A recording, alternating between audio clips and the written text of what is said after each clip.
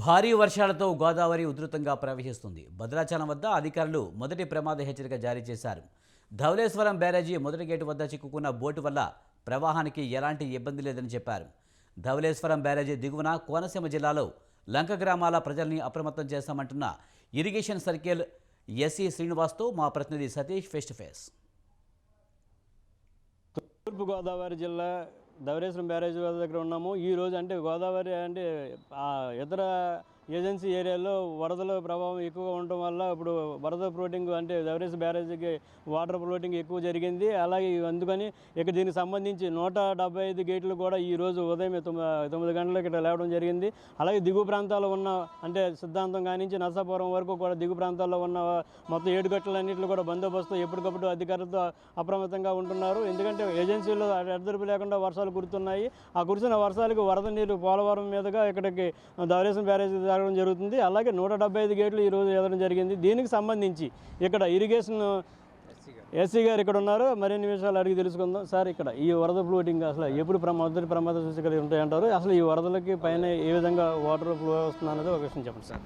ఇప్పుడు మనకి సార్ నిన్న మొన్న ఎగువ ప్రాంతాల్లో భద్రాచలం ఎగువ ప్రాంతాల్లో కురిసిన వర్షాలకి భారీ వర్షాలకి ఇప్పుడు భద్రాచలంలో మనకి 40 ఫీట్ దాకా మనకి ఇప్పుడు అక్కడ లెవెల్ రికార్డ్ అవుతున్నదండి. ఇప్పుడు ఈ టైంకి ఈ 2 గంటల టైంకి ఇది ఇవాళ సాయంత్రం 5-6 గంటలకల్లా 43 ఫీట్ వచ్చి అక్కడ భద్రాచలంలో ఫస్ట్ వార్నింగ్ ఇష్యూ చేసే అవకాశం అయితే ఉన్నది సార్.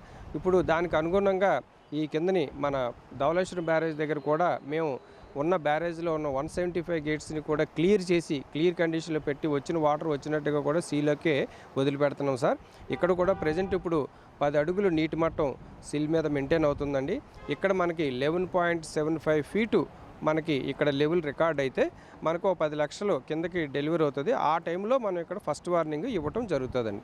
మన ఫోర్కాస్ట్ కూడా ఇక్కడ కూడా మీదని ఈరోజు నిన్న కూడా వర్షాలు పడి అక్కడి నుంచి కూడా డిశ్చార్జ్ ఇంకా పెరుగుతూ వస్తున్నది కాబట్టి మనకి ధవళేశ్వరం బ్యారేజ్ దగ్గర ఈరోజు మిడ్ నైట్ తర్వాత అంటే రేపు ఎర్లీ అవర్స్లో మండే ఎర్లీ అవర్స్లో మనం ఏమైనా ఇక్కడ 10 lakhs రీచ్ అయ్యి మనం ఫస్ట్ వార్నింగ్ ఇచ్చే అవకాశం అయితే ఈ పరిస్థితిలో ఇప్పుడు మనం చెప్పగలుగుతున్నాం సార్. అది సార్.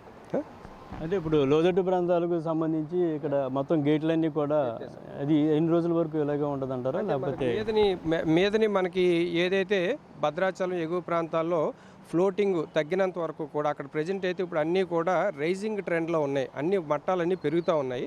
అవి ఎప్పుడైతే కిందకి మళ్ళీ దిగువకు రావడం స్టార్ట్ అవుతుందో అప్పటి వరకు కూడా మేము అన్నీ కూడా అప్రమత్తంగా ఉండి ఏటిగట్లు అయితేనేమి చివరి అంతర్వేది వరకు ఇటుపక్క యానం వరకు కూడా దాదాపుగా మనకి 500 కిలోమీటర్లు ఏటిగట్లు అవి ఉన్నాయండి. ఏటిగట్టు అన్నిట్లోనూ కూడా అలర్ట్గా ఉండి మా స్టాఫ్ని సిబ్బందిని అందరూ కూడా రెడీ టు మూవ్ అన్నట్టుగా కూడా అన్ని సిబ్బంది మెటీరియల్ అన్నిటితో కూడా మేము రెడీగా ఉన్నాం సార్.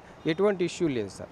అంటే మీ ఎక్స్పీరియన్స్ ప్రకారం అప్రాక్సిమేట్లీ ఎంత స్టాక్ వరద రావచ్చు అంటారు? వరద రావచ్చు అంటే ఇప్పుడు ఈ రోజుకి ఉన్న పరిస్థితి ప్రకారం ఎగువన కురిసిన వర్షాలకి అనుగుణంగా మనం అంచనా వేస్తే మనకి ఒక 10 లక్షలు ఫస్ట్ వార్నింగ్ వరకే మనకి అవకాశం కనిపిస్తున్నా సార్. మళ్ళీ రేపు మార్నింగ్కి అంటే ఇవాళ కురిసిన వర్షాలన్నీ పరిస్థితి రేపు మార్నింగ్కి మనకి ఫీడ్బ్యాక్ వస్తుంది సార్. వచ్చినప్పుడు రేపు మార్నింగ్కి మళ్ళీ మేము అప్డేట్ చేస్తాం సార్. ఇప్పుడున్న పరిస్థితి ప్రకారం అయితే ఒక ఫస్ట్ వార్నింగ్ వరకు వచ్చే అవకాశం అయితే మనకున్నది సార్. 10 లక్షలు వచ్చిన అవకాశం.